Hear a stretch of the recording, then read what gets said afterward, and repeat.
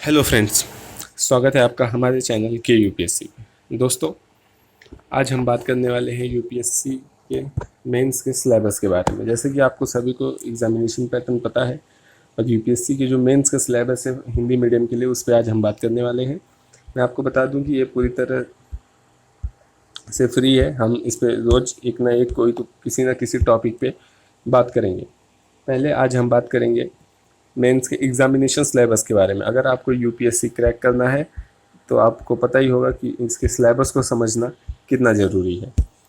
तो दोस्तों, आइए सिलेबस शुरू करते हैं। वीडियो शुरू करने से पहले मैं आपको बता दूं, हमारे चैनल को सब्सक्राइब कर ले, उसके बाजू में बने बेल आइकन को प्रेस कर ले ताकि आपको रेगुलर अपडेट्स मिलते रहें। तो देखिए दोस्तों, सबसे पहले जो सबसे इम्पोर्टेंट होता है वो होता है निबंध, जो कि सीधे सीधे आपको 250 अंक दिलाता है और जिसमें 2 निबंध आपको लिखने होते हैं। उसके बाद अगर हम बात करें तो जीएस पेपर्स की बात करें तो जीएस पेपर फर्स्ट, जो कि 250 अंकों के जीएस के 4 पेपर होते हैं और 4 ही पेपर 250 अंकों के होते हैं। मतलब 250 अंक का एक पेपर होता है जीएस का। तो जीएस पेपर फर्स्ट में भारतीय विरासत, हिस्ट्री के बारे में ज़्यादातर हिस्ट्री पूछी जाती है, वर्ल्ड हिस्ट्री और इंडियन हिस्ट्री। और जीएस पेपर 2 में जीएस पेपर अगर हम 2 देखें तो इसमें ज़्यादातर एडमिनिस्ट्रेशन, शासन व्यवस्था, ये जैसे कि हिंदी मीडियम के लिए तो मैं हिंदी में बता देता हूँ, शासन व्यवस्था, संविधान, राज्य व्यवस्था, कार्य प्रणाली के बारे में ज़्यादातर ध्यान दिया जाता है इस पर। ठीक है। जीएस पेपर थर्ड की बात करें तो इसमें साइंस के ऊपर ज़्यादा बात की जाती है, जैसे कि साइंस एंड टेक्नोलॉजी, पर्यावरण, सुरक्षा की नीतियाँ क्या है, भारत की इस वक्त सुरक्षा नीति क्या है, इन सब विषयों पे बात की जाती है। जीएस पेपर 4 की बात करें तो हम नीति शास्त्र, सत्यनिष्ठा, अभिवृत्ति जैसे विषयों पे बात की जाती है। आगे बढ़ते हुए मैं आपको बता देना चाहता हूँ वैकल्पिक विषय। जैसे कि आप सभी जानते हैं हमें एक ऑप्शनल सब्जेक्ट सिलेक्ट करना होता है। ऑप्शनल सब्जेक्ट सिलेक्ट करना होता है। कितने ऑप्शनल सब्जेक्ट होते हैं वो मैं आपको अभी आगे बताने वाला हूँ कि कौन कौन से ऑप्शनल सब्जेक्ट्स होते हैं, आप उनमें से कौन से ऑप्शनल सब्जेक्ट सिलेक्ट कर सकते हैं। तो मैं पहले आपको बता देता हूँ, ऑप्शनल सब्जेक्ट्स के 2 पेपर होते हैं। बहुत विद्यार्थियों के मन में ये होता है कि ऑप्शनल सब्जेक्ट 2 होते हैं, क्या 2 अलग अलग सब्जेक्ट नहीं होते हैं? मैं बता दूँ, ऑप्शनल सब्जेक्ट एक ही होता है, उस सब्जेक्ट के 2 पेपर होते हैं। ठीक है, जो कि दोनों की 250 अंकों के होते हैं। ओके। 8वें पेपर तक आते आते जो एक इंग्लिश सब्जेक्ट होता है, कंपलसरी होता है, वो 300 अंकों का होता है, जो कि क्वालिफाइंग नेचर का होता है। 25% लाने होते हैं आपको, अर्थात 300 में से 75 अंक लाने होते हैं आपको इसको क्वालिफाई करने के लिए। ये सिर्फ क्वालिफाइंग में होता है, इसके अंक नहीं जोड़े जाते। ठीक है। वैसे ही पेपर 9 में भी हिंदी या संविधान की 8वीं अनुसूचित में सम्मिलित कोई भी एक भाषा आप ले सकते हैं, वो भी क्वालिफाइंग होती है 300। इस प्रकार 1750 अंक हो जाते हैं टोटल, और 275 अंकों का इंटरव्यू होता है आपका, जो कि इन 1750 अंकों से अलग होता है। ठीक है। आइए मैं आपको अभी बता देता हूँ क्वालिफाइंग जो ऑप्शनल सब्जेक्ट जो हैं उनमें कौन कौन से सब्जेक्ट आप सिलेक्ट कर सकते हैं। तो देखिए, ऑप्शनल सब्जेक्ट में पहला है एग्रीकल्चर है, दूसरा एनिमल हस्बेंड्री है, एंथ्रोपोलॉजी है, botany, chemistry, civil engineering, commerce, economics, electronic engineering, geography, geology, history है, लॉ है, मैनेजमेंट है। ऐसे बहुत सारे टोटल कम से कम 25 सब विषय हैं। उन 25 में से किसी एक में आपको ऑप्शनल सब्जेक्ट देना होता है। ठीक है दोस्तों, आइए फिर मैं आपको ये मुख्य परीक्षा के बाद जो साक्षात्कार जो होते हैं उसका मैं आपको बता दूं। साक्षात्कार अर्थात इंटरव्यू। मुख्य परीक्षा के जो कुल अंक हैं 1750 की तुलना में साक्षात्कार के 275 अंकों का भार आवश्यक कम दिखाई पड़ता है, लेकिन अंतिम चयन और पद निर्धारण में साक्षात्कार के अंकों की विशेष भूमिका हो जाती है, क्योंकि साक्षात्कार के माध्यम से उम्मीदवारों के व्यक्तित्व को परखा जाता है। मैं आपको बता दूं, यूपीएससी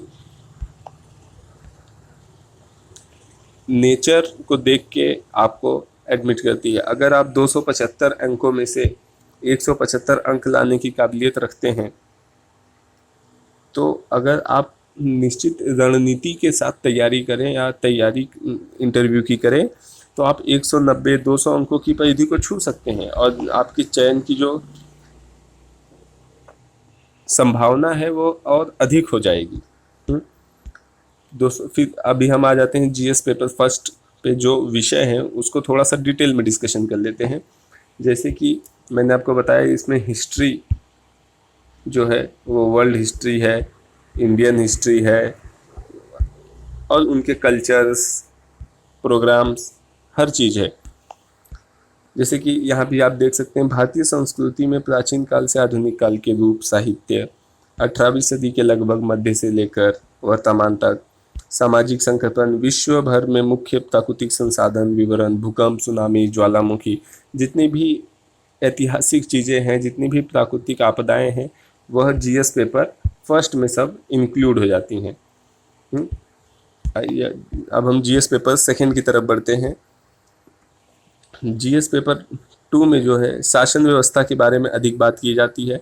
इसमें आप देख सकते हैं शासन व्यवस्था, संविधान, राज्य व्यवस्था, सामाजिक न्याय तथा अंतर्राष्ट्रीय संबंध, भारतीय संवैधानिक ऐतिहासिक आधार, विकास, विशेषताएं, संशोधन, महत्वपूर्ण प्रावधान, इन सब के ऊपर बात की जाती है। हमारी कार्यपालिका कैसे काम करती है, केंद्र में केंद्र सरकार किस तरह कार्य करती है, राज्य सरकार किस तरह कार्य करती है, इन सब बातों के ऊपर ध्यान दिया जाता है।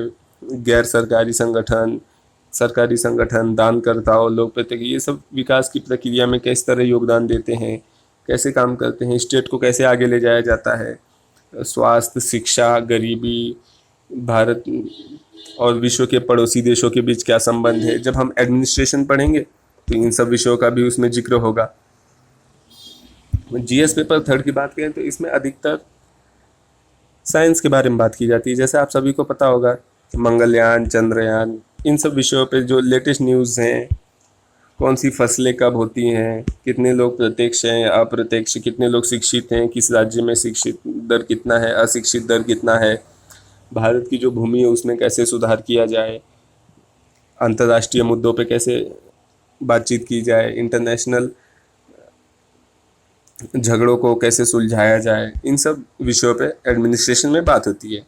जैसे आप देख सकते हैं संरक्षण, डिफेंस, पर्यावरण प्रदूषण आदि चीज़ों पे, आपदा, विकास और फैलती उग्रवाद के संबंध में, इन सब चीज़ों पे बात की जाती है, नेटवर्किंग सब में। जीएस पेपर 4 में जो है नीति शास्त्र, नीति क्या होनी चाहिए, हमारी रणनीति क्या होनी चाहिए। जैसे कि अभी चाइना से विवाद चल रहा है तो इस पे हमारी रणनीति क्या होनी चाहिए। अगर आप एक सिविल सर्वेंट है तो आपको इन सब बातों पर गौर करके आना चाहिए। नीति होनी चाहिए, रणनीति बनाने आनी चाहिए, लोक प्रशासन और सिविल सेवाओं की मुख्य जो अभिलोचना है उनके बारे में पता होना चाहिए। अब मैं आपको कट ऑफ बता देता हूँ।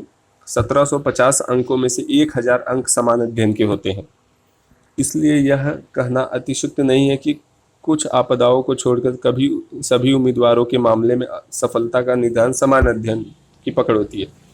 तो मेरे पास कुछ डाटा है 2014 से लेकर 18 तक, मैं वो आपके साथ शेयर करता हूँ, जो कुछ इस प्रकार है। सामान्य वर्ग का जो कट ऑफ है वो हमेशा 600 के ऊपर रहता है। जो सामान्य वर्गों का है आखिरी 2018 में 774 गया है, जो कि आप देख सकते हैं 2017 में 809 था, 2008 में हर बार कम होता जाता है। अन्य वर्गों के मामले में अगर देखा जाए तो ये 631 से लेकर 772 तक गया है। 2017 में कट ऑफ थोड़ा सा ज़्यादा था, फिर 2018 में डाउन हुआ।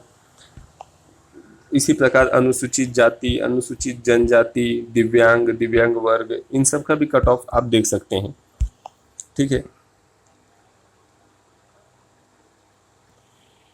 यहाँ पे देखिए मैंने आपके लिए एक स्पेशल नोट डाला हुआ है, जो कि मुख्य परीक्षा में यदि आपका कट ऑफ से 30-35 अंक आपका ज़्यादा आ रहा है, मतलब इंटरव्यू से पहले जो आने वाला रिजल्ट है उसमें अगर आप 30-35 अंक कट ऑफ से ज़्यादा हैं तो आपकी सफल होने की संभावना जो है वह 90% हो जाती है, यानी बढ़ जाती है। ठीक है दोस्तों, तो आज की वीडियो में हम इतना ही सीखे। दोस्तों अगर आपको चैनल पसंद आया तो चैनल को सब्सक्राइब कर लें, बेल आइकन दबा लें और मैं आपको बता दूं कि हम इस पे रोज़ फ्री में क्लासेस डिस्कशन करने वाले हैं। थैंक यू दोस्तों, शुक्रिया, धन्यवाद, अलविदा।